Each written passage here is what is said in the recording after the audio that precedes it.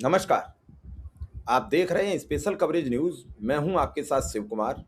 मेरे साथ हैं वरिष्ठ पत्रकार आदरणीय मीनू जैन जी। स्वागत और अभिनंदन। अभी चुने गए विधायकों की सूची राज्यपाल तक पहुंची कि नहीं पहुंची, पहला सवाल ये है। और चुने हुए विधायकों की सूची अगर चुनाव आयोग ने राज्यपाल के पास पहुंचाई होगी तो हमारे संविधान में ये लिखा हुआ है कि जो सबसे बड़ा दल होगा उसे सरकार बनाने के लिए आमंत्रित किया जाएगा, या कोई प्री पोल अलायंस होगा, उस अलायंस की ज्यादा सीटें होंगी और सरकार बनाने का उसमें मादा है उसे दिया जाएगा। और इसके बाद अगर कुछ नहीं बनता है तो पोस्ट पोल, कोई भी अलायंस हो उस पर चर्चा करेंगे। लेकिन पहली प्राथमिकता होती है जिस दल को सर्वाधिक सीटें मिली हों और वो बहुमत के करीब हो। लेकिन तमिलनाडु के राज्यपाल इस बात पर अड़े हैं कि पहले 118 लोग लाओ, हम तभी आपको सरकार बनाने देंगे। क्या इसमें कोई ऐसा रहस्य है कि कांग्रेस साथ आ गई है तो बीजेपी इस जुगाड़ में है कि कांग्रेस के साथ न बने, बाकी किसी के साथ मिलकर बन जाए? इधर विजय ने यह कह दिया कि ना तो हम डीएमके के साथ जाएंगे न एआईएमडीएमके के साथ जाएंगे, तो फिर जाएंगे किसके साथ? इन्हीं दो दलों के पास विधायक हैं, बाकी छुटपुट हैं और इन्हीं गठबंधनों में शामिल हैं। अब इस पूरे उठापटक में आज टीवीके के चीफ विजय ने एक बड़ा संदेश दे दिया है कि अगर कोई जोड़ तोड़ की नई सरकार बनी तो हम 107 विधायकों समेत इस्तीफा दे देंगे। अब इस्तीफे की खबर जब निकली तो फिर हड़कंप मचा, क्योंकि इस समय भारत पर विश्व की पूरी मीडिया की निगाहें टिकी हुई हैं कि भारत में हो क्या रहा है। हम अपने मन से कितना भी मुआ मिट्ठू बने चैनलों पे बैठ के कि हम एक राष्ट्रवादी सरकार चला रहे हैं, लेकिन विपक्ष में इतनी फजीयत शायद हमारे देश की कभी विदेश में कभी नहीं हुई। अब इस फजीयत को कैसे बचाएंगे? क्या विजय इस्तीफा देंगे या बंगाल का मुख्यमंत्री जब तक निर्वाचित नहीं हो जाएगा तब तक तमिलनाडु का मामला सुलझेगा नहीं? ये पूरी बात समझेंगे मीनू जी से, और इसीलिए ये हम एक खबर आपके समक्ष लेके आए हैं। मीनू जी, क्या है पूरा मामला, क्यों नहीं सुलझ पा रहा है? एक अबूझ पहेली बनता चला जा रहा है। विधायक मौजूद है, सरकार नहीं चुनी जा रही है, जबकि विपक्ष के नेता डीएमके के पूर्व मुख्यमंत्री उन्होंने कहा कि 6-7 महीने तो हम पता नहीं करेंगे सरकार क्या कर रही, लेकिन 6 महीने बाद जवाबदेही तय करें।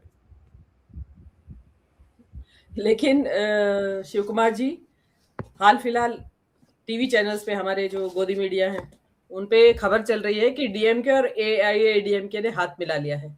दोनों मिलके सरकार बनाने लगेंगे। एआईएडीएमके तो सरकार चलाएगा और डीएमके बाहर से समर्थन करेगा। तो वो चला रहे हैं, लेकिन उनके पास जो एआईएडीएमके, अब मैं एडीएमके ही बोलूंगी एआईएडीएमके को बार बार, क्योंकि लंबा नाम है बहुत। तो एडीएमके और डीएमके मिलके अगर सरकार बना भी लेते हैं तो उनके पास 47 + 53, if I am not wrong, आप जरा करेक्ट कर देंगे अगर इसमें गलती हो तो। मैं अभी 53 अभी और अभी हाँ अभी करेक्ट आपको कर 53, दूंगा, आप बोलिए। हाँ जी, 53 और 53 और 47 उनके पास, दोनों के पास नंबर है। तो उनकी भी स्थिति विजय जैसी ही है कि वो दोनों, और उनका तो कोई प्री पोल अलायंस भी नहीं था। अगर डीएमके अगर एडीएमके के साथ सरकार बनाने के लिए जा रहा है तो फिर तो विजय को ही समर्थन दे दे भाई। डीएमके एडीएमके भी तो विरोध में लड़ा है। संख्या बता दूं पूरी आपके समक्ष, चुनाव आयोग की वेबसाइट से है। 108 टीवीके के हैं, उसमें एक सीट से विजय को इस्तीफा देना पड़ेगा। 59 डीएमके के हैं, 47 एडीएमके के हैं, कांग्रेस के 5 हैं, पट्टाली मक्काली कच्चाली यानी पीएम के 4 हैं, आईयूएमएल इंडियन मुस्लिम लीग के 2 हैं, सीपीआई के 2 हैं, और बाकी दलों के एक और है बीसी के, उसके 2 हैं, एक सीपीआईएम माले है मार्क्सिस्ट, उसके 2 हैं, भारतीय जनता पार्टी का एक है, एक 2 दलों के और हैं जो स्थानीय हैं। जी, तो ये इसमें मेन गिनती हम जो कह रहे हैं वो कि डीएमके और एआईएडीएमके, तो 59 और 47 मिला के भी उनका आंकड़ा नहीं बैठता है। और मुझे तो लगता नहीं है कि सीपीआईएम और ये जो कम्युनिस्ट पार्टी है वो लड़े थे डीएमके के साथ गठबंधन में, लेकिन अगर एडीएमके को समर्थन देना होगा तो वो समर्थन नहीं देंगे, किसी हाल में नहीं देंगे, क्योंकि बीजेपी के साथ है वो। तो इसलिए वो एक ये इनका क्या है कि हवा में उड़ाने वाली बात, और इनका क्या है, जब तक ये इनका अभी जहां ये बहुमत से जीते हैं, प्रचंड बहुमत से जीते हैं आसाम और बंगाल में, वहां इनका आज तक मुख्यमंत्री ही तय नहीं हुआ है। शपथ ग्रहण तो बहुत दूर की बात है, पता नहीं शपथ ग्रहण कब होगा। कायदे में तो जितना प्रचंड बहुमत आया अगले ही दिन मुख्यमंत्री पद की शपथ हो जानी चाहिए थी, मुख्यमंत्री घोषित 24 घंटे के अंदर हो जाना चाहिए था दोनों राज्यों में, तो वहां नहीं हो रहा है। तो जब तक इनका बंगाल और असम का मुख्यमंत्री नहीं चुना जाएगा, ये तमिलनाडु में किसी भी हालत में सरकार नहीं बनने देंगे। ये वहां कोशिश कर रहे हैं। आप ये देखिए ना कि टीवी पे ये चलवाना शुरू कर दिया, जबकि उससे पहले डीएमके कह चुका है कि हम स्टालिन के जो टीवी के है विजय के सरकार बनाने में कोई रोड़ा नहीं अटकाएंगे, किसी तरह का कोई स्टेक नहीं करेंगे क्लेम, और हम कोई कॉन्स्टिट्यूशनल क्राइसिस अपने राज्य में पैदा नहीं करना चाहते हैं, और हम बाहर से समर्थन देंगे। ये डीएमके ने, स्टालिन ने कल ही कह दिया था। लेकिन अभी फिर, क्योंकि इनको परेशानी क्या हो रही है, देखिए आप लोग तो कह रहे हैं नंबर की बात कि उसको पूरे नंबर नहीं हो रहे हैं, कांग्रेस के परेशानी है, कांग्रेस की वजह से। वो तो रीजन है ही कांग्रेस की एक परेशानी। इससे भी बड़ा रीजन जो है वो एक, मेरे दर्शक मेरी बात से मुतमईन होंगे, कहेंगे यस मैडम ने सही बोला है, वो ईसाई मुख्यमंत्री है। और तमिलनाडु एक हिंदू राज्य है, हिंदू बहुल राज्य है, हिंदू राज्य भी क्यों कहें हम, हिंदू बहुल राज्य है, और जिसमें असल में तो वहां जो सनातन धर्म है उसके असली पालन करने वाले हैं। वहां के लोग धार्मिक हैं पर धर्मांध नहीं है। वहां धार्मिकता इंडिया, नॉर्थ इंडिया से ज्यादा धार्मिक है वहां के लोग, आज से नहीं जमाने से। वहां पे सबसे ज्यादा मंदिरों में पूजा पाठ आप देखेंगे, तिलक वगैरह सब लगा के रखते हैं वहां पे। तो वहां ज्यादा धार्मिक लोग हैं। वहां जो नहीं बनने दिया जा रहा है, संघ और भाजपा के गले ये बात नहीं उतर रही है कि जिन ईसाइयों को वो राइस बैग कहते हैं, जिनके चर्चों पे हमले होते हैं, क्रिसमस के वो तोड़ दिए जाते हैं सारे फंक्शन के, वो आपने देखा होगा पिछले साल क्रिसमस पे क्या क्या बवाल मचाया बजरंग दल के गुंडों ने, आपने देखा होगा। तो और एक ईसाई, और वो हिंदू बहुल। दर्शक कह सकते हैं कि मेघालय में भी तो है ईसाई, जो संगमा के साथ सरकार है इनकी, वहां इसलिए है सरकार क्योंकि वो ईसाई बहुल राज्य है। तो वहां बीजेपी के पास उसके अलावा रास्ता नहीं है, उनके पास रास्ता ही नहीं है। तो ईसाई बहुल राज्य में उनको एक बार के लिए कड़वा घूंट पीना पड़ता है कि भाई ईसाई बहुल राज्य है तो मुख्यमंत्री ईसाई ही बनेगा। लेकिन यहाँ पे वो किसी कीमत पे नहीं चाहते हैं कि ये हिंदू बहुल राज्य है तमिलनाडु, उसमें एक ईसाई मुख्यमंत्री बने, क्योंकि इनकी जो गुरु गोलवलकर है उनकी किताब में लिखा है कि 3 M है हमारे भारत के दुश्मन, मार्क्सिस्ट, मिशनरीज और मुसलमान। मार्क्सिस्ट तो समझ ही गए होंगे आप, वामपंथियों को कहते हैं ये, और मिशनरीज ईसाइयों को, और मुसलमान। जो आपकी आइडियोलॉजी में जो 2 लोग देश के दुश्मन हैं और जिनको खत्म किया जाना चाहिए इस भारत देश से, उसको मुख्यमंत्री कैसे बनने दें। ये हरचंद कोशिश करेंगे कि ये जो टीवी के विजय कुमार है वो मुख्यमंत्री ना बने, उनको ईसाई मुख्यमंत्री नहीं चाहिए। बीजेपी कैसे स्वीकार, बीजेपी का वो जो अपने वहां जो राज्यपाल बैठे हैं वो तो बचपन से ही शाखा में जाते थे, वो तो पले बड़े ही संघ की शाखाओं में हैं। तो वो तो उनके तो जिसको कहते हैं ना जीते जी मक्खी निकलना होगा उनके लिए, तो कि कैसे दूध में मक्खी पड़ी है उस दूध को कैसे पी जाऊं मैं। तो वो इनकी इसलिए हरचंद कोशिश है कि किसी भी तरीके से, और देखिए, लेकिन जैसा मैंने आपके जिस दिन ये टीवी के बने थे मुख्यमंत्री उस दिन भी मैंने कहा था कि तमिलनाडु ने एक सेक्युलर जो डीएमके है उसको अगर नकारा है, उसको बहुमत नहीं दिया है, तो उन्होंने ऐसा नहीं किया कि उसकी जगह दूसरे सांप्रदायिकवादी कोई राइट विंग की पार्टी को लाके बैठा दिया। नहीं, उन्होंने दूसरा भी सेक्युलर ऑप्शन चुना है। उन्होंने दूसरा ऑप्शन भी सेक्युलर चुना है, जो कि सामाजिक न्याय में, अंबेडकरवाद में, पेरियारवाद में और सेक्युलर राजनीति में विश्वास रखता है जो व्यक्ति, उसको चुना है। तो अब वो व्यक्ति, ऐसा व्यक्ति इनको तो कतई नहीं चाहिए। और मुझे तो यही समझ में नहीं आ रहा है, अभी तक तो डीएमके के साथ इनकी भिड़ंत होती रही है। सबसे ज्यादा भिड़ंत हिंदी भाषा के ऊपर पिछले साल हुई थी इनकी, स्टालिन के साथ, मतलब डीएमके के साथ क्या भिड़ंत हुई थी? ये नई शिक्षा नीति में वही हिंदी को कंपलसरी करने का चला रहे थे, उसने कहा बिल्कुल नहीं चलेगा। बिल्कुल उबाल पे आ गया था वहां तमिलनाडु में, लोग उबाल पे आ गए थे। वहां हिंदी से विरोध है। हिंदी को वो ब्राह्मणवाद की भाषा समझते हैं कि संस्कृत से पैदा हुई है और ब्राह्मणवाद की भाषा, और बीजेपी ब्राह्मणवाद की पार्टी है, तो ये ब्राह्मणवाद को लादना चाहती है। और जो द्रविड़ राजनीति है वो ब्राह्मणवाद के सख्त खिलाफ है, उनकी राजनीति ही सारी इसके ऊपर खड़ी हुई है। तो वो जो डीएमके है उसकी डिलिमिटेशन की बात हुई थी अभी, जो इन्होंने नारीवंदन अधिनियम में संशोधन की बात लाए थे, वो संशोधन तो बहाना था। उस संशोधन के बहाने ये डिलिमिटेशन करना चाहते थे राज्य में सीटों का, जिससे कि साउथ की सीटें एकदम कम हो जाती और नॉर्थ इंडिया की सीटें उनकी जनसंख्या के आधार पे डेफिनेटली बढ़ने लगती। तो उसमें सबसे ज्यादा विरोध, कट्टर विरोध जो किया था वो स्टालिन ने किया था इसका, कि किसी कीमत पे नहीं होने देंगे। तो वही स्टालिन क्या आज एडीएमके, जिसके साथ की भाजपा गठबंधन में है, ये मैं दर्शकों को बता दूं कि एडीएमके और भाजपा ने गठबंधन में चुनाव लड़ा था। भाजपा को 1 सीट मिली है और 47 सीटें एडीएमके ने जीती हैं। और ये भी बता दूं मैं आपको, भाजपा को पिछले बार 4 सीटें मिली थी तमिलनाडु विधानसभा में, इस बार एक पे आ गए हैं। तो वो भी 900 सीट से वो भी 900 वोट से जीता है। आप ये देखिए, वो भी ऐसा नहीं है कि कोई बहुत बड़े भारी बहुमत से जीता है। इसका मतलब वहां बीजेपी की कोई स्वीकार्यता नहीं है। अब क्योंकि राज्यपाल साहब बैठा दिए गए हैं और सारी दुनिया जानती है कि बीजेपी के राज्यपाल गैर भाजपा शासित राज्यों में बीजेपी के एजेंट की भूमिका निभाते हैं, वो राज्यपाल की भूमिका भूल जाते हैं। आपने कहीं सुना है क्या कि किसी राज्य का राज्यपाल टीबी डिबेट में भाग ले रहा है? तमिलनाडु के राज्यपाल अरेल करलेकर कल अर्नब गोस्वामी के टाइम्स नाउ पे डिबेट में भाग ले रहे थे। आपने कहीं सुना ऐसा? वो डिबेट में भाग ले रहे हैं और उसको जस्टिफाई कर रहे हैं कि मैंने ये निर्णय क्यों लिया है।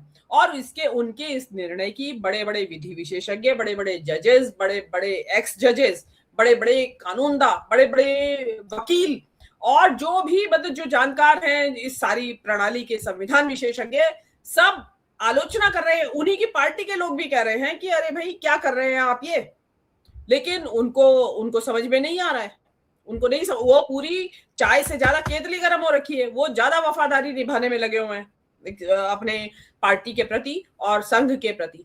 अब इसमें होना तो वही है कि बुलाना तो उनको अल्टीमेटली 107 वाले को ही पड़ेगा, जिसके पास सीटें हैं, जो कि संविधान कहता है कि सिंगल लार्जेस्ट पार्टी, जिसके पास सबसे ज्यादा सीटें। अगर इनके पास 100 भी नहीं होती, 80 होती, तो भी इन्हीं को बुलाने का प्रावधान है।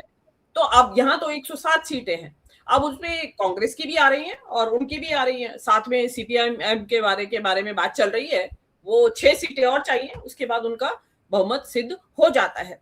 अब इसमें कांग्रेस ने जो बोला है, वो उन्होंने कहा है कि आज हम राजभवन का घेराव करेंगे, क्योंकि कांग्रेस तो इस मामले में अब पीछे नहीं हटना चाहती।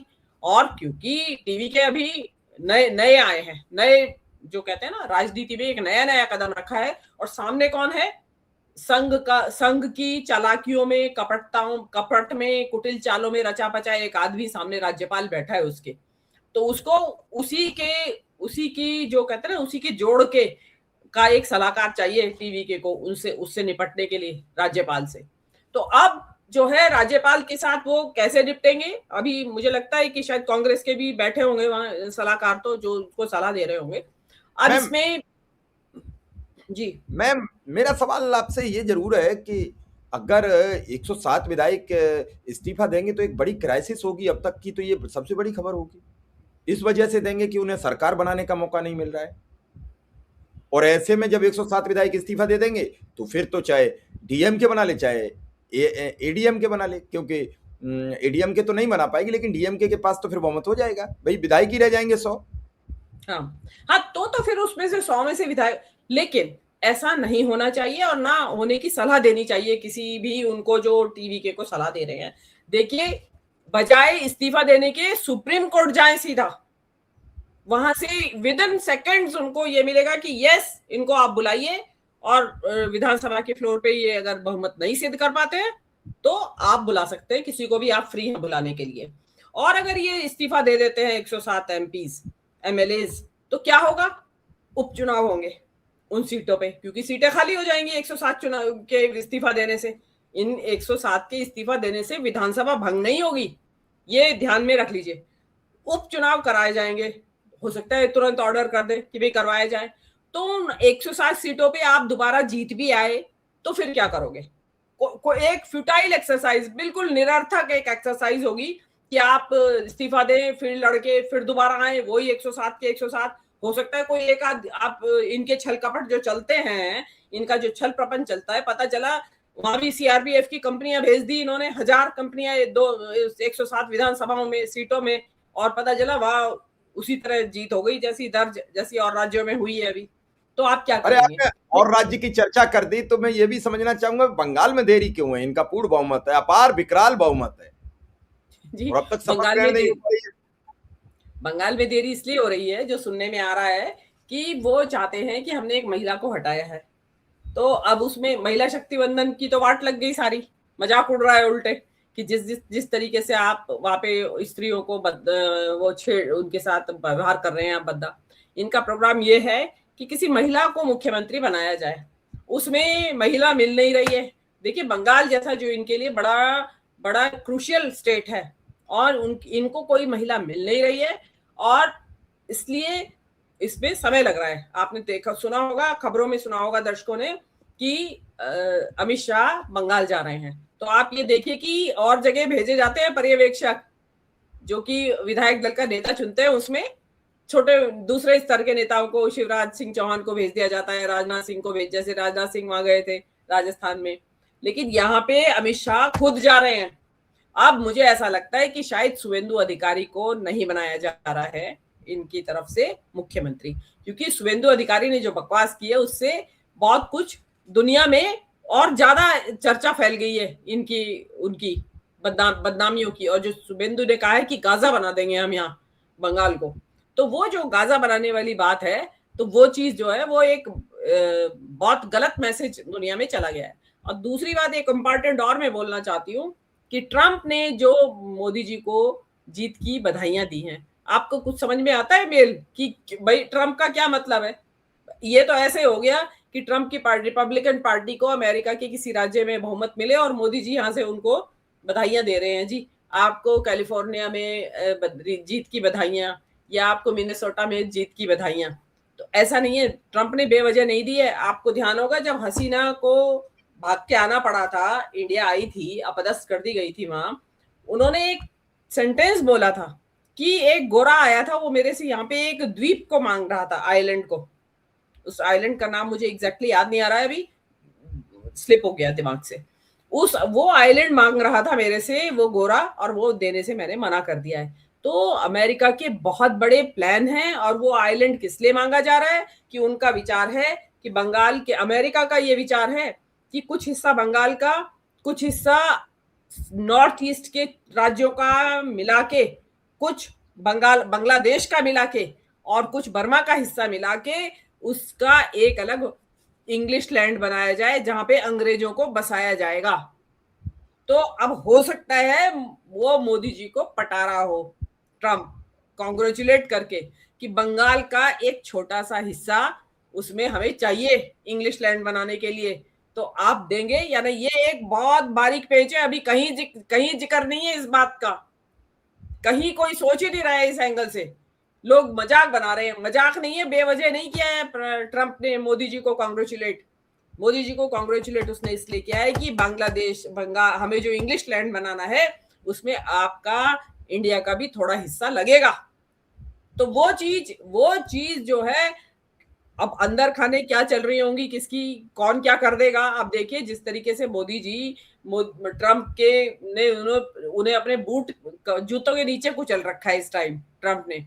अब पता नहीं अपना खोया सम्मान वापस लाने के लिए कहीं कोई सौदा ना कर बैठे, वो तो अब बाद में पता चलेगा। लेकिन अमित शाह जो वहां गए हैं बंगाल, वो एक छोटी मोटी घटना नहीं है, किसी बहुत बड़ी घटना की तरफ इशारा कर रहे हैं ये सारी बातें।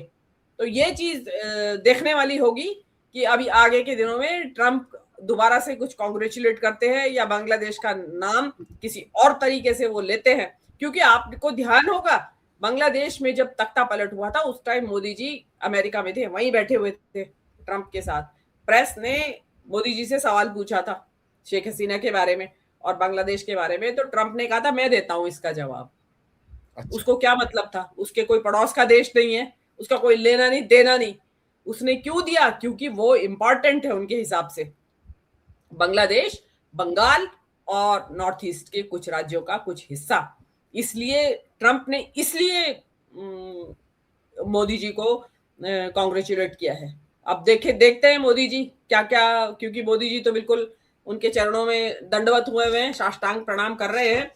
लेकिन इसके साथ ही साथ जो देखने वाली बात ये होगी, बंगाल में जो हिंसा हो रही है उसको तो तुरंत रोकना पड़ेगा। ठीक है, हो रही है हिंसा, होती आई होगी आपके यहाँ पहले भी, कहते हैं कि कम्युनिस्टों के टाइम पे भी हुई और टीएमसी के टाइम पे भी हुई इसी तरह की हिंसा। लेकिन अगर उनके टाइम में जो हुआ वो ही आपके टाइम में हो रहा है, तो फिर आपका क्या रुआब है, क्या रुतबा है आपका? आप बदलाव की बात कर रहे थे मोदी जी कि हम बदला नहीं लेंगे, हम बदलाव करेंगे, तो बदलाव ये कर रहे हैं आप।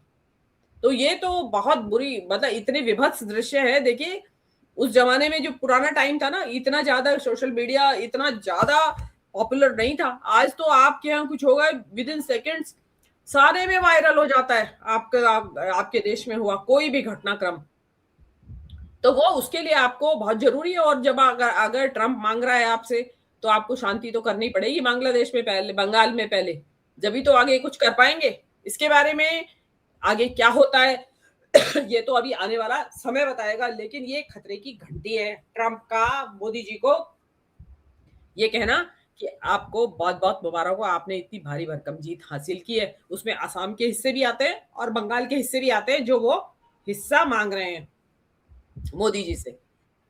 तो ये चीज है। तो रही बात जी जी, बात पूरी करिए, बात कुछ कह रही थी पूरी कर लीजिए। हाँ जी, नहीं आप पूछिए, कुछ पूछ रहे थे। नहीं, मेरा तो मकसद इतना है कि आखिर इस देश में सरकारें बनने और बिगाड़ने का खेल बाजार जैसा होने लगा कि बाजार में हम जाते हैं, हम सोच के जाते हैं 5 किलो आलू लाएंगे, फिर हमारा मन किया हम 7 किलो आलू ले लेते हैं, उन्होंने कहा और कुछ सस्ता है तो 10 किलो ले लेते हैं। सांसद विधायकों की खरीद फरोख्त पिछले काफी दिनों से ऐसे ही चल रही है। मार्केट में जाइए, मध्य प्रदेश में बाजार खुला, एकाएक 25 विधायक गायब हो गए, और तो और उन विधायकों ने ऑनलाइन अपना इस्तीफा भेज दिया और विधानसभा अध्यक्ष को स्वीकार करना पड़ा। अदालत ने कहा कि आप स्वीकार क्यों नहीं कर लीजिए, वो नहीं आ सकते हैं। क्या ये खेल चल रहा है? कर्नाटक में पहले खेल हुआ, सरकार कैसे गिराई गई कांग्रेस और जेडीएस के समर्थन की, और फिर कैसे उसे तोड़ मरोड़ कर प्रस्तुत किया गया। कितनी जगह गिनाऊं, ऐसा कई जगह। अभी ताजा हाल है कि आम आदमी पार्टी के सांसद, कोई तो बाजार में खरीदार है, सौदा बिकती कब है? जब कोई खरीदार होता है। और ये हॉर्स ट्रेडिंग के नाम पर खबरें चलती हैं लेकिन साबित नहीं हो रही हैं, और सब जान रहे हैं कौन खरीद रहा है, कौन बेच रहा है, कौन बिक रहा है। लेकिन मैं एक अंतिम सवाल आपसे ये जानना चाहूंगा कि इस खरीद बिक्री के खेल में फिर जनमत का क्या रह जाता है? क्यों फिर जनमत की जरूरत है? फिर खरीद लो, बेच लो और नाम नॉमिनेट कर दो, किसे ही मुख्यमंत्री बनाना वो बन जाए, जनता को जो कुछ होगा वो देखा जाएगा। क्यों वैसे ही चुनाव आयोग को, फला फला संस्थाओं को, संवैधानिक संस्थाओं बदनामी दिखवा रहे हो, करवा रहे हो? मैम जी जी जी, देखिए वो उस आइलैंड का नाम है सेंट मार्टिन आइलैंड, जो बंगाल की खाड़ी में है। सेंट मार्टिन आइलैंड बंगाल की खाड़ी में है, और ट्रंप की निगाहें भी, अमेरिका की निगाहें उसके ऊपर हैं। अब वो उसमें उसमें बंगाल, अब मैं पूरा डिटेल बोलना चाहती हूँ। जी बंगाल का कुछ हिस्सा, असम, सेवन सिस्टर्स जो नॉर्थ ईस्ट का कुछ हिस्सा, कुछ बर्मा का हिस्सा, कुछ बांग्लादेश का हिस्सा मिला के एक इंग्लिश कंट्री बनाना चाहते हैं, जहां पे अंग्रेजों को बसाया जाएगा, ताकि इस पूरे जो बंगाल की खाड़ी के इलाके के ऊपर पूरी तरीके से अमेरिका का कब्जा रहे, वहां कोई परिंदा भी उनके बिना पर नहीं मार सके। अभी आपने खरीद बेच की बात की, जो ये खरीद फरोख्त का नया चलाया गया है आइटम, जो अमेरिका, इंडिया, जो भाजपा में तो इस कदर ये खरीद, विधायकों और सांसदों की खरीद बेच का काम चल रहा है कि इसको नाम दे दिया गया है ऑपरेशन लोटस की ऑपरेशन लोटस की तैयारी है। हमने तो ये सुना कि उसकी पित्त की थैली का ऑपरेशन होगा, हमने सुना कि उसका हार्ट का ऑपरेशन होगा, हमने सुना उसका आमाशय का ऑपरेशन होगा, हमने सुना उसके लिवर का ऑपरेशन होगा। ये ऑपरेशन लोटस भी आ गया। हाँ, तो ये ऑपरेशन लोटस नया आया है। अब यहाँ पे कमल का ऑपरेशन होता है, कमल की पंखुड़ी से ऑपरेशन करते हैं मोदी जी। बिल्कुल, जो आपको दर्द भी नहीं होगा और आपके विधायक भी टूट के चले जाएंगे, विधायकों को भी माला माल और और इधर मोदी जी मीडिया भी माला बड़े माल। मीडिया बड़ी सारगर्भिता से चलाती है, बड़ी रोचकता से चलाती है कि अब एक फला मास्टर राज्य में स्ट्रोक, ऑपरेशन लोटस शुरू। मास्टर स्ट्रोक, अमित शाह का मास्टर स्ट्रोक, मोदी का मास्टर स्ट्रोक, ये गलत है। विधायकों की इन्होंने तो सरकारें गिराई हैं। आपको ध्यान होगा कोविड की विभीषिका पूरे चरम पे थी और मोदी और शाह मध्य प्रदेश की सरकार गिराने में बिजी थे। जब तक मध्य प्रदेश की सरकार नहीं गिर गई तब तक उन्होंने लॉकडाउन या किसी तरह के एक्शन लेने से ध्यान ही नहीं दिया। और पता चला जो पूरी सरकार गिराने के बाद जितनी भी पूरी सेक्रेटरीट थी मध्य प्रदेश की, वो सारी कोविड के में से परेशान होके, इन्फेक्ट होके हॉस्पिटल में दाखिल थी। उनकी चीफ सेक्रेटरी और उनके सबके फोटो आ रहे थे कि पूरी की पूरी पूरी सेक्रेटरीट मध्य प्रदेश सरकार की अस्पताल में दाखिल है।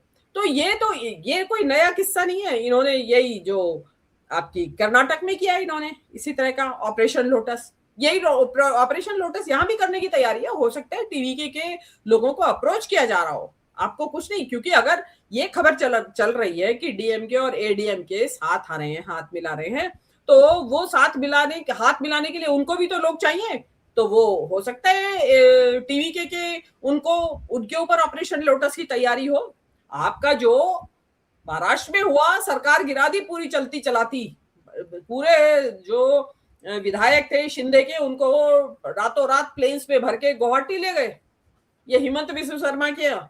और वहां ऑपरेशन लोटस जो हुआ, बताते हैं कि 50 खोखे, मतलब 50 करोड़ एक विधायक बिका वहां पे।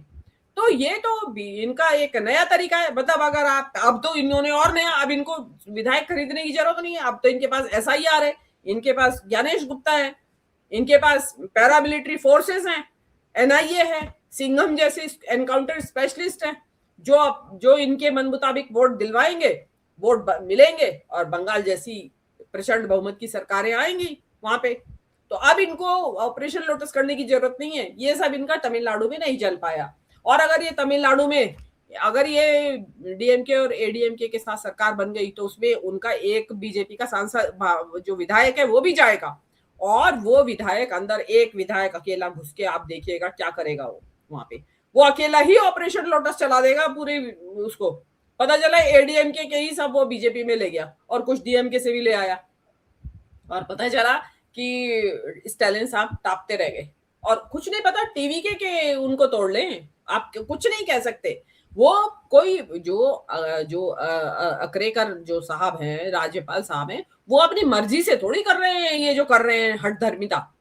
उनको तो ऊपर से आदेश आए हैं। उनकी क्या हिम्मत है, जिसने उनको अपॉइंट किया है उसकी हुकूमतुल्ली थोड़ी कर सकते हैं। उन्होंने तो कहा है कि आप इसको रोक के रखिए जब तक हम असम और बंगाल में अपना मुख्यमंत्री ना बना ले। उनको अब मुख्यमंत्री ट्रंप के अगर फोन के उसमें मैसेज के उसमें देखा जाए तो मुख्यमंत्री ऐसा चाहिए वो बिल्कुल ही पर्ची वाला हो, पर्ची से भी बदतर हो, बिल्कुल ही बदतर हो कि वो उन्होंने आवाज लगाई, वो कहे हाँ जी, खड़ा हो जाए, रात के 2 बजे भी जाग जाए। तो उनको तो ऐसा मुख्यमंत्री चाहिएगा तभी वहां काम बनेगा। लेकिन अब कह नहीं सकते कि क्या होने वाला है, देखते हैं आगे आगे होता है क्या। लेकिन जो भी हो रहा है ये दिखाई दे रहा है कि नाम हो रहा है कि हाँ भाई देश में चुनाव हो रहे हैं, 5 राज्यों के चुनाव हुए हैं, लेकिन चुनावों में किस तरीके से धन बल का, बाहुबल का और तो और सरकारी तंत्र का उपयोग किया जा रहा है और सत्तारूढ़ दल के फायदे के लिए, वो एक चुनावी लोकतंत्र भी नहीं रह गए। अब तो हम बेटर है कि चुनाव ना ही कराए जाए, इससे अच्छा मोदी जी अपना वो होता है ना, वो बहुत सारी पर्चियां डाल के डब्बे में बंद करके और फिर खोल के डाल देते हैं, भी जो पर्ची हाथ में आ गई उतने ही विधायक ले लो आप कि हाँ भाई हमारे इतने विधायक हैं 280 और हम 280 विधायक से हम सरकार बना रहे हैं, और फिर बाद में चुन लेना किस किस को लेना है आपको सरकार में। तो ये जो हो रहा है ये एक लोकतंत्र के साथ खिलवाड़ हो रहा है और ये इसका पटाक्षेप जरूरी है, इसका विरोध किया जाना चाहिए। जो कांग्रेस ने वहां इसका राजभवन के घेराव का कदम उठाया वो बिल्कुल सही है। इसमें सबसे बड़ी एक मजेदार बात यह है कि जितनी देर चुनाव चले उसके बाद जितनी देर नतीजे आए, हमने किसी ने भी तमिलनाडु के ऊपर तवज्जो नहीं दी थी। कहीं हमारी चर्चा में तमिलनाडु नहीं था, सब बंगाल बंगाल बंगाल। और आज सब तमिलनाडु चर्चा में है आज। सब चैनल्स के ऊपर तमिलनाडु की कोई नहीं चर्चा है। पूछ रहा बंगाल में कौन बनेगा मुख्यमंत्री, किसके चेहरे पर होगा आज मोहर लगेगी, किसी को चर्चा नहीं, क्योंकि तमिलनाडु की सरकार में भाजपा कैसे प्रवेश करे, चिंता इस बात की है। हमें चिंता इस बात की है कि ऐसी सरकार बने जो प्रदेश के विकास को आगे ले जाए, गति दे, और विदेश में भी उस सरकार की साख हो। जो वहां शिक्षा का स्तर बढ़ा हुआ है, वो शिक्षा का स्तर और वृहद हो। वहां जो धार्मिक उन्माद नहीं है, वो धार्मिक उन्माद ना बढ़े। हम चाहते हैं कि एक ऐसी सरकार बने जो देश में मिसाल कायम करे। अब तो यही कहना पड़ेगा, इसके अलावा कुछ बचा नहीं है। आप देख रहे हैं पटना में लाठीचार्ज हो रहा है। जो मुख्यमंत्री कह रहे थे पूर्व नीतीश कुमार जी कि हम बाढ़ लगा देंगे रोजगार की, कल उनका एक वीडियो मैम आपने भी देख लिया होगा कि अमित शाह ने उन्हें अब तवज्जो नहीं दी है। ये होता है, ये होता है। राजनीति में ही कहा जाता है मैम कि जिस कंधे से आप आगे बढ़ो उस कंधे को वहीं कतर दो, वरना वो कंधा फिर आपको कहीं ना कहीं लॉस करेगा। ये राजनीति का कल्चर है, और वो नीतीश कुमार नाम का कंधा भाजपा ने कतर दिया है। वो पूरी तरीके से धड़ से अलग है। और उनका बेटा जो बताते हैं कुछ मानसिक अवसाद में रहता है, ये बात खुद मीडिया के जरिए पता लगी है। उसे स्वास्थ्य मंत्रालय दिया गया। कैसा चलेगा इसकी हम प्रतीक्षा करेंगे। आपने हमें समय दिया, इसके लिए आपका बहुत बहुत इसमें आभार। भी नहीं, इसमें भी चाल है। हाँ जी, जी शिवकुमार जी, इसमें भी चाल है। जानबूझ के दिया गया उसे स्वास्थ्य मंत्रालय ताकि लगातार उसका मजाक उड़ता रहे। नहीं, मैं आपकी बात से सहमत हूं। मुझे आपकी बात बहुत साफ सुथरी और क्लियर लगी, इसमें कोई रोक टोक नहीं है। आपने समय दिया, इसके लिए आपका बहुत बहुत आभार, बहुत बहुत धन्यवाद।